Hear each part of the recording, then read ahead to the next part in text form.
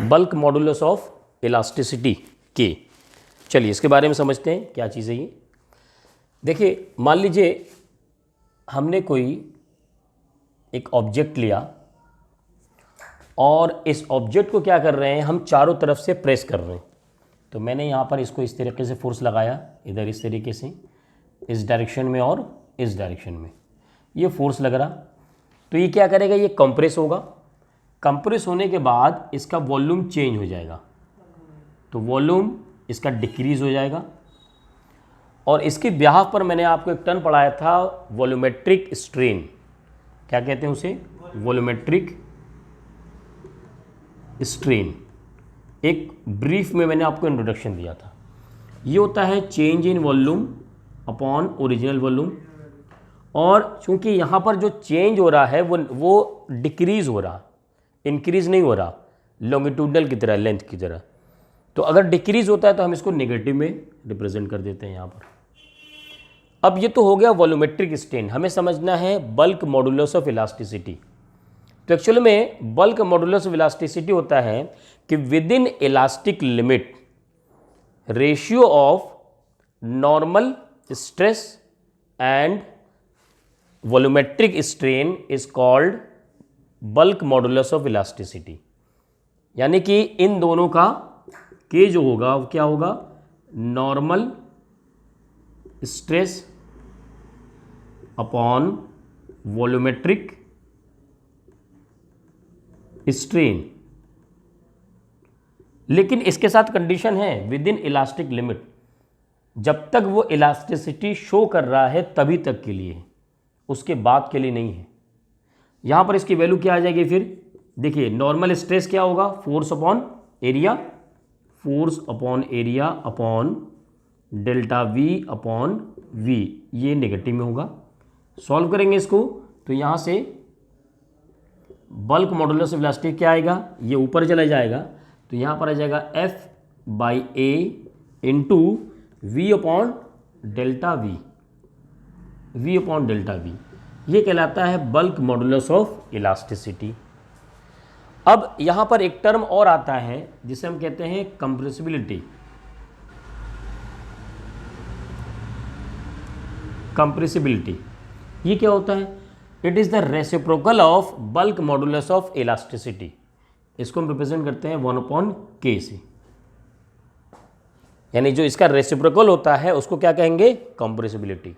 तो न्यूमेरिकल में टर्म्स में कभी कभी आपको सीधे direct bulk modulus of elasticity given होगा और कभी कभी क्या गिवन होगा, डायरेक्टली कंप्रेसिबिलिटी गिवन होगा। तो उससे आपको आइडेंटिफाई करके इसको पहचानना है, ठीक है। नोट कीजिए। इसके बाद इसके लिए एक टर्म और समझते हैं हम लोग।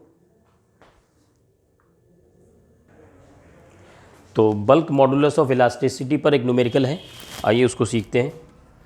कह रहा है sphere contracts in volume by 0.01% when taken to the bottom of sea 1 kilometer deep. Find the bulk modulus of the material of the sphere. Density of sea water may be taken as 1 into 10³ kg per meter cube. समझिए इसको। देखिए situation है क्या वो समझिए। मान लीजिए ये सी का बॉटम है और ये पूरा पानी है, ये पूरा सी है, समंदर है। तो कोई बॉल था, वो बॉल यहाँ पर था, वो बॉल यहाँ पर था, इसको पानी में डाला गया, ये डूब गया और कहाँ पहुँच गया, इसके ग्राउंड में एकदम यहाँ पर पहुँच गया। कितना अंदर गया, कहाँ गया, ग्राउंड पर नहीं, मान लो कहीं पे पहुँच गया, आप कंफ्यूज हो सकते हैं। मान लो यहाँ पर पहुँच गया, नीचे यहाँ पहुँच गया, तो कितना अंदर डुबोया गया इसको डुबोया गया 1 किलोमीटर, यानी ये h है और मीटर में कन्वर्ट करेंगे तो 10³ मीटर। जब इसको यहाँ से यहाँ डुबोया गया तो जाहिर सी बात है कि इसके ऊपर एक फोर्स लगा। कैसे फोर्स लगा, आप पानी के नीचे जाएंगे तो आपके ऊपर जितना वाटर है वो वाटर आपके ऊपर एक फोर्स लगाएगा। आप जितना अंदर जाते जाएंगे उतना ही ज़्यादा लोड आपके ऊपर आएगा। वो लोड कितना आएगा मैं भी आपको बताऊंगा। सबसे पहले समझते हैं कि आखिर आपके वॉल्यूम में, इस बॉल के वॉल्यूम में चेंज हुआ कितना। कह रहा वो कॉन्ट्रैक्ट कर गया, सिकुड़ गया 0.01%। अब परसेंटेज को कैसे विजुलाइज करते हैं, सब फील करते हैं, समझिए। मैं कहता हूँ मेरे पास जो पैसा था वो 5% कम हुआ, तो इसका मतलब 5% कम होने का मतलब ये हुआ कि मेरे पास 100 में से 5 रुपये कम हुए। इसका मतलब तो ये हुआ ना। तो यहाँ पर अगर कह रहा है कि sphere contracts in volume by 0.01%, इसका मतलब आपको क्या गिवन है, आपको गिवन है delta we by v is equal to 0.01 upon 100, ये गिवन है आपको। पहली बात तो ये क्लियर हो गई। दूसरी बात, अब मैं कह रहा हूं इस, जब वो पहला पॉइंट यहां पर था और यहां आ गया, अब इसके ऊपर ये जो वाटर है ये कितना लोड लगा रहा है, तो इसका फॉर्मूला होता है P इज इक्वल टू वो होता है रो जी एच। ये फॉर्मूला कहाँ से आता है, अभी मैं अगला चैप्टर जब फ्लूइड मैकेनिक्स पढ़ाऊंगा, फ्लूइड वाला चैप्टर आपका है, उसमें मैं आपको पूरा डिराइव करके बताऊंगा ये आता कैसे है। यहाँ आप इस फॉर्मूले को बस याद रखिए कि इस जो बॉल अंदर चला गया, या आप अपने आप को फील कीजिए, अगर पानी के अंदर आप गए तो आपके ऊपर जो वाटर है वो वाटर आपके ऊपर कितना प्रेशर लगाएगा, वो प्रेशर होगा रो जी एच। फोर्स नहीं, मैं प्रेशर की बात कर रहा हूँ, rho g h. Rho is the density water, g is the gravitational acceleration 9.81 and h is the height. तो अब देखिए यहाँ पर बात आ गई हमारे पास, बल्क मॉडुलस ऑफ इलास्टिसिटी हमें कैलकुलेट करना है। आइए इसको कैलकुलेट करते हैं। तो देखिए के हमारे पास क्या था, वो था एफ बाई ए और डेल्टा वी बाई वी। मैं एफ बाई ए अलग से क्यों लिख रहा हूं, ये जो पी है ना यही तो एफ बाई ए है, तो यानी यहां पर मैं सीधे सीधे क्या कर सकता हूं, इसको कैलकुलेट कर सकता हूं।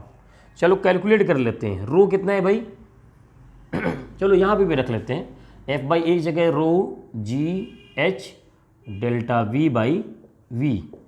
रो की वैल्यू हमें गिवन है 1 × 10⁻3, जी की वैल्यू 9.8, एच की वैल्यू कितना है 1 किलोमीटर, मीटर में 10⁻3, तो 10⁻3 upon delta we by v कितना है 0.01 अपॉन 100, 0.01 अपॉन 100।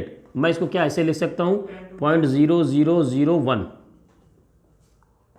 2 जीरो और लगा दिया, एक जीरो था, 2 जीरो से डिवाइड करेंगे 2 जीरो और लग जाएंगे, ठीक है।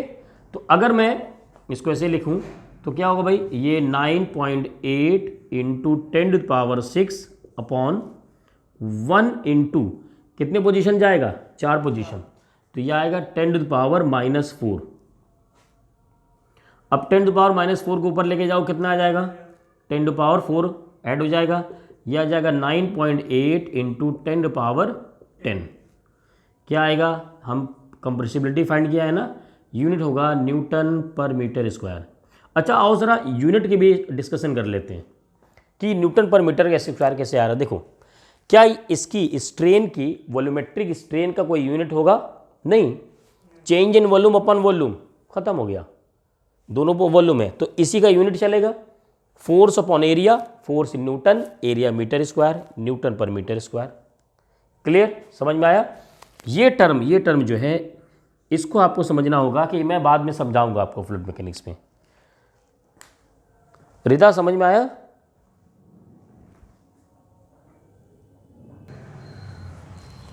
नेक्स्ट टॉपिक हमारे पास है वह है मॉडुलस ऑफ रिजिडिटी और शियर मॉडुलस। मैं आपको थोड़ा सा ब्रीफ में इंट्रोड्यूस कर दे रहा हूँ पहले से कि हम लोगों ने कौन कौन से स्ट्रेन पढ़ लिए। एक स्ट्रेन पढ़ा मैंने, हम लोगों ने जब इसको खींचा सीधे लॉन्गिट्यूडनल फोर्स के डायरेक्शन में, तो जो length of change in length upon original length था वो था लॉन्गिट्यूडनल स्ट्रेन। ऐसे ही जब हम इसको फोर्स के डायरेक्शन में खींचते हैं तो इसका डायमीटर डिक्रीज होता है। तो जो फोर्स के परपेंडिकुलर डायरेक्शन में जो चेंज इन डायमीटर हो रहा है अपॉन ओरिजिनल डायमीटर वो होता है लेटरल स्ट्रेन। उसके बाद मैंने एक ऑब्जेक्ट लिया, इसको चारों तरफ से मैंने प्रेस किया तो उसका वॉल्यूम डिक्रीज हुआ। Change in volume upon original volume वो होता है वॉल्यूमेट्रिक स्ट्रेन। अब हमारे पास एक नया सिस्टम है, उस सिस्टम को क्या समझिए क्या कर रहे हैं, हमने एक कोई ऑब्जेक्ट लिया, इसके बेस को हमने फिक्स कर दिया। ये क्या है, नीचे वाला जो बेस है वो है फिक्स्ड बेस, ये फिक्स्ड है। जब हमने इसको फिक्स किया, अब ऊपर से क्या कर रहे हैं, इस पर एक फोर्स लगा रहे हैं, ये फोर्स लगा। तो देखिए जब कहीं पर भी दो अपोजिट डायरेक्शन में फोर्स लगते हैं, अपोजिट डायरेक्शन में, तो वहाँ पर क्या होता है, कपल प्रोड्यूस होता है। जैसे ये है, मैं एक पार्ट को ऊपर खींचूँ, एक पार्ट को नीचे खींचूँ, तो क्या होगा, ये कपल होता है। तो यहाँ पर क्या होगा, एक फोर्स उधर लेके जा रहा है और दूसरा नीचे वाला क्या कर रहा है, तो इसको रोके हुए ना, तो क्या होगा, इसकी वजह से कपल प्रोड्यूस होगा। कपल जब प्रोड्यूस होता है तो क्या होता है, टॉर्क प्रोड्यूस होता है। टॉर्क जो उसको, हाँ, टू साइड से, यहाँ भी टू साइड से समझिएगा। ये F एक साइड लगा, इसने क्या किया, इसको रिजिड किए हुए है, ये इसको आगे नहीं जाने दे रहा है।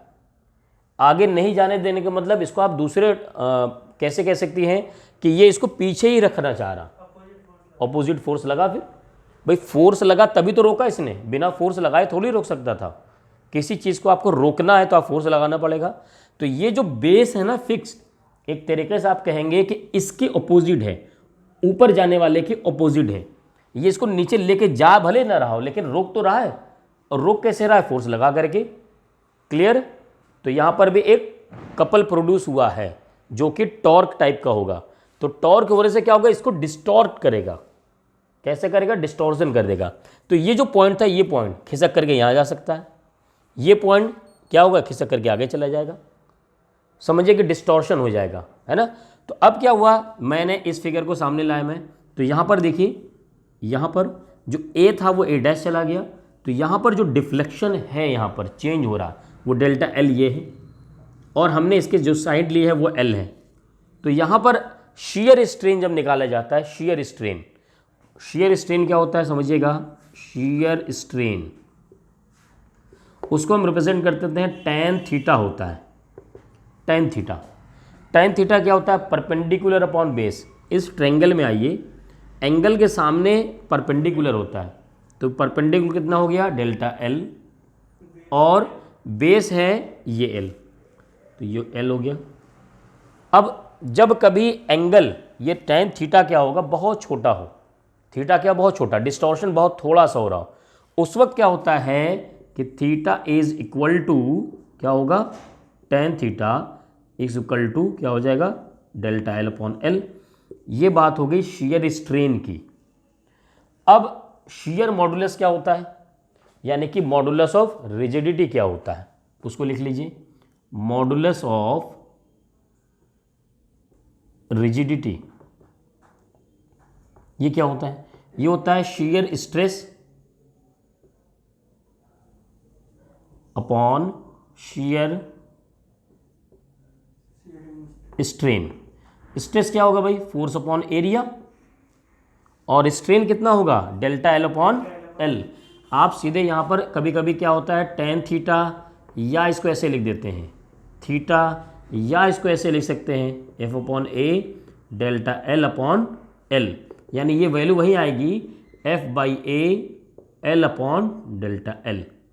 ये हो गया बल्क मॉडुलस ऑफ रिजिडिटी की वैल्यू, ठीक है। अच्छा, इसको कैसे रिप्रेजेंट करते हैं, इसका सिंबल होता है ईटा, ये होता है ईटा, हाँ, ई टी ए, ईटा, इसको इससे रिप्रेजेंट करते हैं। तो अब आप ये फॉर्मूला देख के मत कह दिएगा सर ये तो मॉडुलस ऑफ इलास्टिसिटी है। आप ये सोचिएगा वहाँ पर डेल्टा एल किस डायरेक्शन में था, यहाँ डेल्टा एल किस डायरेक्शन में है, ये आपको देखने की ज़रूरत है, ठीक है। और डेल्टा एल बाई एल कैसे आया है, वो एंगल पे फाइंड करके आया है, शियर स्ट्रेन के फॉर्म में आया है, तो ये देखना ज़रूरी है यहाँ पर, ठीक है। नोट कीजिए, इसके बाद आगे बढ़ते हैं। और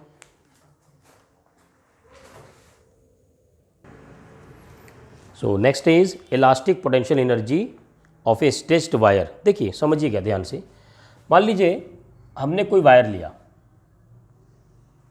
इसकी लेंथ L है, और मैं क्या कर रहा हूँ, इस पर एक फोर्स लगा रहा हूँ F। मैं कोशिश कर रहा हूँ कि इसके लेंथ को मैं डिफॉर्म कर दूँ और इंक्रीज़ कर दूँ। उस वक्त इसका क्या रिएक्शन होगा, इस मटेरियल का, इस मटेरियल का रिएक्शन होगा इसको अपोज करने का। क्यों, क्योंकि इनके पास जो एटम्स हैं, इंटर एटॉमिक फोर्सेस होंगे। एटम्स अपनी पोजीशन को छोड़ना नहीं चाहते, वो बने रहना चाहते हैं। तो इंटर एटॉमिक फोर्स के खिलाफ मुझे काम करना पड़ेगा, उसका अपोज में, है ना। तो यानी कि मेरे अपोज में एक फोर्स यहाँ अंदर लगा, उसे ही, उस फोर्स को पर यूनिट एरिया को तो स्ट्रेस कहते हैं, उस फोर्स पर यूनिट एरिया को ही स्ट्रेस कहते हैं। इसीलिए मुझे तो वर्क करना पड़ता है। तो अगर मैं इसको डिफॉर्म करना चाह रहा हूं तो मुझे किसी फोर्स के अगेंस्ट वर्क करना पड़ेगा। वो जो वर्क किया गया विद इन इलास्टिक लिमिट, वो वर्क ही उसके अंदर पोटेंशियल एनर्जी के फॉर्म में सेव होता है, स्टोर हो जाता है। उस पोटेंशियल एनर्जी का फॉर्मूला क्या होता है? वो होता है half stress into strain. Direct formula use करना सीखना है, बस कॉन्सेप्ट ही सीखना है कि आखिर होता क्या है, ये एनर्जी आई कहाँ से। फिर से समझिए मैं क्या कह रहा हूँ। ये लिया हमने वायर, मैं वायर को इसको खींच करके लेंथ इंक्रीज करना चाहता हूँ, लेकिन मुझे दिक्कत हो रही, प्रॉब्लम हो रही। क्यों?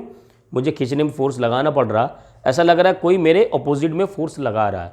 कौन लगा रहा है? अंदर का इंटर एटॉमिक फोर्सेस, वो डिफॉर्म नहीं देना चाहते, तो मुझे उनके अगेंस्ट में वर्क करना पड़ेगा। मैं वो जो वर्क करूंगा इसको डिफॉर्म करने में, वो वर्क क्या करेगा? पोटेंशियल एनर्जी के फॉर्म में वहाँ पर डिपॉजिट हो जाएगा, सेव हो जाएगा। उसी कहते हैं पोटेंशियल एनर्जी। तो यहाँ पर फॉर्मूला क्या आएगा भाई? U is equal to half stress into strain. इसको और भी चेंज कर सकते हैं। कैसे? देखिए भाई, हमारे पास होता है यंग्स मॉडुलस, क्या होता है? Sigma upon epsilon, stress upon strain. तो यहाँ से क्या स्ट्रेस आ जाएगा? Young's modulus into strain put कर देते इसमें। तो देखो यहाँ से आ जाएगा हाफ इनटू स्ट्रेस की जगह क्या लिखना है? Young's modulus into strain into फिर स्ट्रेन। यानी फॉर्मूला क्या बना? U is equal to half Y into strain का स्क्वायर। यानी मैं इसको ऐसे लिख दो, यंग्स मॉडुलस या मॉडुलस ऑफ इलास्टिसिटी, दोनों कहेंगे ना, यंग्स मॉडुलस ऑफ इलास्टिसिटी या सिर्फ modulus of elasticity into strain का स्क्वायर। ये दूसरा फॉर्मूला बना हमारा। ये दो फॉर्मूले आपको यूज़ करने हैं न्यूमेरिकल को सॉल्व करने के लिए। नोट कीजिए, इसमें न्यूमेरिकल सॉल्व करते हैं। देखिए, एक न्यूमेरिकल है इलास्टिक पोटेंशियल एनर्जी पर। अभी मैंने आपको जो इलास्टिक पोटेंशियल एनर्जी बताया, उसमें एक टर्म मैं आपको बताना भूल गया। जो हम लोगों ने फॉर्मूला जो कैलकुलेट किया था ना, हाफ स्ट्रेस इनटू स्ट्रेन, वो जो पोटेंशियल एनर्जी था वो पर यूनिट वॉल्यूम था। वो क्या था? पर unit volume. Elastic potential energy पर यूनिट वॉल्यूम, यानी उसे ही हम कहेंगे एनर्जी डेंसिटी। और अगर आप टोटल वॉल्यूम से मल्टीप्लाई करके फाइंड करेंगे तो हमें टोटल एनर्जी पता चलेगा। जैसे मैं इस न्यूमेरिकल को सॉल्व करके आपको जो कन्फ्यूज़न है उससे दूर कर रहा हूँ, अभी आपको देखिएगा। कह रहा है steel wire of 4 metre length is stretched through 2 millimetre. यानी कोई स्टील वायर है जिसकी लेंथ L, वो कितना है? 4 मिलीमीटर, और उसको स्ट्रेच किया गया, मान लीजिए यहाँ तक इसे बढ़ा दिया गया। ये डेल्टा L है, तो डेल्टा L कितना कह रहा है? वह है 2 मिलीमीटर, यानी कि 0.002 है ना, या ऐसे कर दो 2 into 10⁻³ metre. Then the cross sectional area of the wire is 2 millimetre square. यानी एरिया वो कितना कह रहा है? 2 मिलीमीटर स्क्वायर। इसको कन्वर्ट करने में एक बात याद रखिएगा, मिलीमीटर स्क्वायर है ना, तो आप इसको कन्वर्ट करेंगे तो 10⁻³ की जगह करेंगे 10⁻6 मीटर स्क्वायर। इस तरीके से कन्वर्जन होता है, याद रखिएगा। देन कह रहा है कि if Young's modulus of steel is, यानी वाई की वैल्यू वो है 2 इंटू 10⁻11 न्यूटन पर metre square, find energy density of the wire. मैंने फिर कहा जो एनर्जी पर यूनिट वॉल्यूम था उसे ही एनर्जी डेंसिटी कहते हैं हम लोग। वहाँ मैं आपको पर यूनिट वॉल्यूम बताना भूल गया था। यानी जो हमारे पास फॉर्मूला था वो क्या था भाई कि एनर्जी डेंसिटी अब वो होगा half Young's modulus into strain का स्क्वायर। ये था ना, half into Young modulus into strain का स्क्वायर। अब स्ट्रेन हमें डायरेक्ट नहीं गिवन है, डेल्टा एल अपॉन एल के फॉर्म में गिवन है, तो चलो उसी के फॉर्म में रख लेते हैं, फाइंड करते हैं। Half into Young's modulus 2 into 10 power 11 into delta L upon L कर देंगे। तो डेल्टा एल कितना है भाई, 2 इंटू 10 पावर -3 अपॉन एल की वैल्यू है 4 और ये होगा स्क्वायर। चलिए सॉल्व करते हैं इसको। तो यहाँ से देखिए, यहाँ से तो 2 से 2 कैंसिल हो गया, बाहर बचा सिर्फ 10 टू पावर 11। यहाँ पर होगा 2 का स्क्वायर तो ये हो जाएगा 4 और यहाँ पर 10 पावर -3 स्क्वायर करेंगे 10 पावर -6 हो जाएगा, है ना। और अपॉन 4 है तो ये हो जाएगा 16। 4 से कट करेंगे 4, नीचे 4 आएगा। तो अगर 1/4 होगा तो क्या लिख सकते हैं हम, 2.25 लिख सकते हैं ना। और यहाँ पर 10 पावर 11 है, 10 पावर -6 क्या बचेगा 10 टू पावर 5। आंसर मैच कराइए। 2.5 इंटू 10 पावर 4 है, तो अगर पॉइंट खिसका दो तो बात तो वही हो जाएगी ना, 2.5 इंटू 10 पावर 4 जूल पर मीटर क्यूब। क्यों, क्योंकि ये है पोटेंशियल एनर्जी पर यूनिट वॉल्यूम, जिसे हम एनर्जी डेंसिटी भी कहेंगे। अब ये पर यूनिट वॉल्यूम में निकल आया है ना। वो क्या कह रहा है, टोटल पता कर लीजिए। तो एक यूनिट वॉल्यूम से इतना एनर्जी है तो टोटल वॉल्यूम से कितना एनर्जी होगा, ये टोटल एनर्जी बता देगा। यानी अगर मैं कहूं टोटल एनर्जी तो वो क्या हो जाएगा, इसमें क्या करेंगे हम टोटल वॉल्यूम से मल्टीप्लाई कर देंगे। तो टोटल वॉल्यूम से मल्टीप्लाई कैसे करेंगे, पहले इसको लिखो 2.5 इंटू 10 पावर 4। अब देखो वायर का वॉल्यूम क्या होगा समझिएगा, एरिया इंटू लेंथ, ये होगा वायर का वॉल्यूम।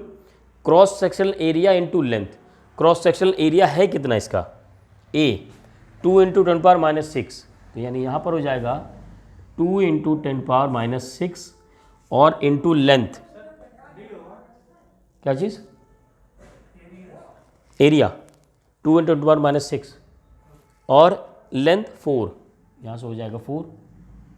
देखो 2.5 को 4 से मल्टीप्लाई करेंगे क्या आएगा 10, और 10 को 20 से मल्टीप्लाई कर देंगे तो इसको ऐसे रहने दो, 10 मतलब 10 पावर 1 और 10 पावर 5 हो जाएगा। तो यहाँ बचेगा सिर्फ 10 की पावर -1, ठीक है। हाँ तो गया 0.2 जूल, एक आंसर आ गया। दूसरा आंसर यहाँ था। ध्यान दीजिए, फिर मैं कन्फ्यूज़न दूर कर रहा हूँ आपको। जो मैंने पहले पढ़ाया था वो था स्ट्रेन इलास्टिक पोटेंशियल एनर्जी पर यूनिट वॉल्यूम, जिसे हम एनर्जी डेंसिटी भी कहेंगे। उसको मैंने यहाँ पर फाइंड किया, half into Young modulus into strain का square, strain delta L by L करके मैंने यहाँ वैल्यू रख दिया, कैलकुलेट कर लिया, आ गया।